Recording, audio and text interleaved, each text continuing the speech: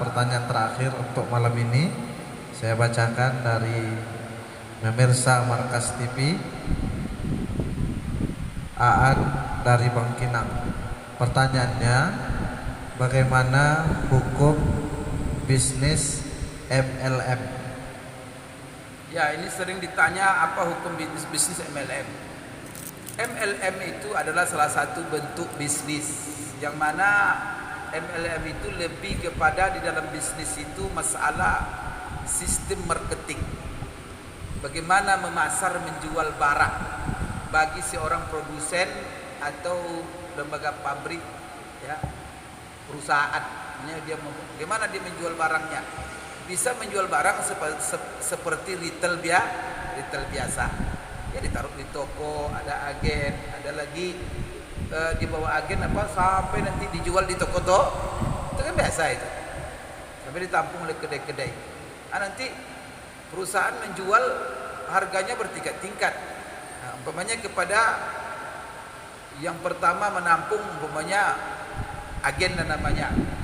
Ya, agen nanti ngecer ke belakang dengan harga yang lebih tinggi. Begitu terus sampai di toko itu juga harganya.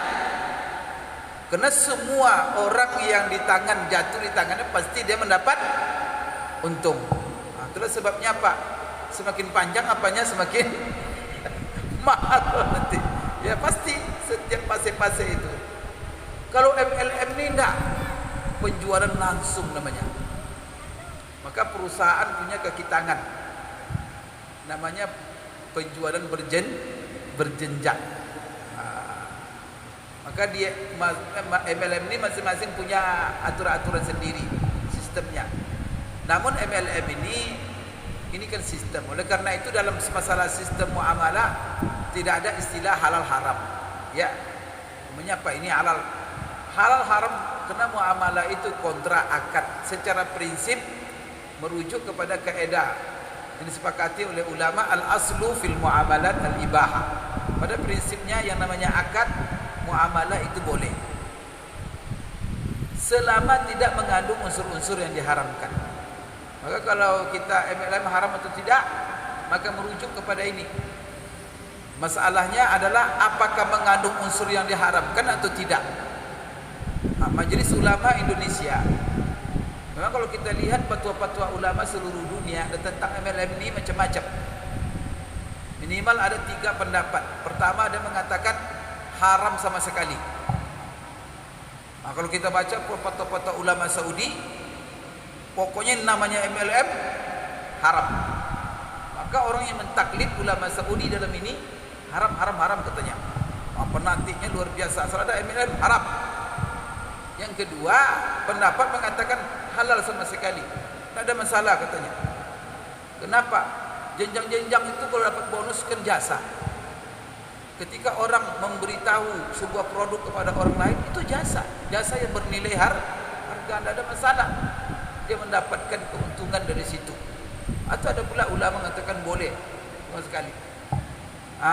Tapi dalam Majelis Ulama Indonesia itulah, maka kita ikut fatwa negeri ulama negeri kita. Kalau kita bawa-bawa fatwa ulama kacau nanti. Ini yang ada tabiat sebagai kelompok. Fatwa-fatwa dari mana dia bawa, dia haruskannya, boleh disosialisasikannya dengan jemaahnya, sehingga terjadi konflik. Kita Majelis Ulama sudah memberikan fatwa tentang MLM. Lihat nanti ada fatwanya, bisa dicari di browsing. Maka Majelis Ulama Indonesia mengatakan tidak pula seluruhnya haram, tidak pula seluruhnya halal. Maka fatwa Majelis Ulama selalu tawassut, yaitu mengambil jalan tengah. Pelajari ini, sehingga Majelis Ulama Indonesia menyimpulkan MLM itu disebut MLM syariah, artinya boleh, dan itu syariah dengan 12 syarat. Kalau dia memenuhi nanti 12 syarat ini, berarti dia MLM syariah. Tapi kalau tidak memenuhi, maka dia MLM yang tidak syariah. Baca aja syarat-syaratnya itu. Itulah sebabnya kalau perusahaan MLM itu kan mengajak, memobilisasi orang untuk menjalankan sebuah bisnis dengan sistem MLM. Maka kalau dia ingin menjalankannya sesuai dengan syariah, apa langkah yang harus diapakan? Pertama, dia harus ada izin dari negara, izin operasional resmi dari Kementerian Perdagangan atau itu harus mengantongi izin itu legal secara negara. Kalau tidak nanti bahaya, merugikan orang. Kedua, dipastikan bahwa dia sudah ada yang memeriksa, yang menilainya bahwa sistem yang dijalankannya sesuai dengan syariah. Pertama, produknya harus dipastikan produk yang halal yang perjualbelikannya. Siapa yang memeriksa halal tidak halalnya produk juga dibebankan oleh pemerintah, dalam hal ini MUI, Majelis Ulama Indonesia. Maka Majelis Ulama adalah sebuah lembaga, di situ namanya LPPOM, yang bertugas untuk memeriksa seluruh produk-produk apakah ini produk halal atau haram.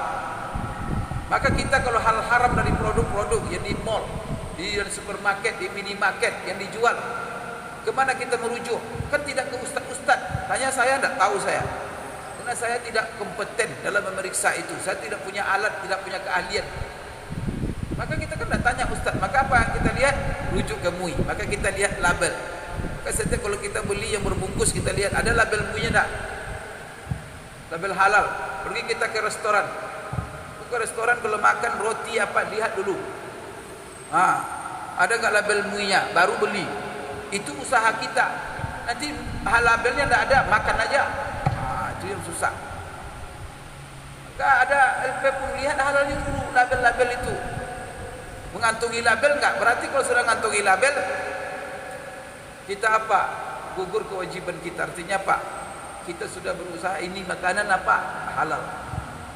Artinya kalau sempat dia buat yang haram di situ, kita tidak dosa lagi. Tapi kalau kita tidak milih, jelas tidak ada label makan juga. Ada yang haram itu, dosa kita. Kenapa kita tidak mencari, tidak berusaha, beristihad? Masa melihat label pun tidak bisa? Kan terlalu itu namanya. Maka jangan masalah enak tidak enaknya saja. Jadi label halal kepada siapa? Bukan kepada ustaz-ustaz. Itu lembaga MUI yang bertanggung jawab berwenang. Yang kedua, sistem yang dijalankan syariah atau tidak. Kepada siapa pemerintah menyerahkan? Diserahkan oleh pemerintah ke MUI juga. Dalam hal ini kalau untuk bisnis, keuangan syariah, bisnis syariah, asuransi syariah, itu diserahkan oleh pemerintah kepada DSN, Dewan Syariah Nasional, untuk memeriksa seluruh perusahaan itu, baik dalam keuangan syariah, lembaga bisnis syariah, ataupun asuransi sudah sesuai syariah atau tidak. Maka mereka harus melapor ke DSN. Nanti DSN menunjuk tim untuk memeriksa, mengkaji, sampai nanti bertahap-tahap sampai di sidang paripurna. Baru nanti keluar label bahwa apa? Perusahaan ini menjalankan sistem syariah. Maka dia harus mengantongi sertifikasi DSN MUI dalam menjalankan sistem. Maka ingat, kalau kita diajak MLM, tanya dulu mana izin operasional.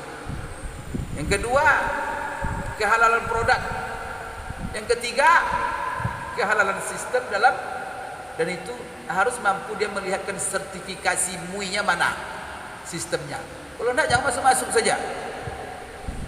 Kalau tidak ada itu, stop dulu sampai nanti mereka mengantongi.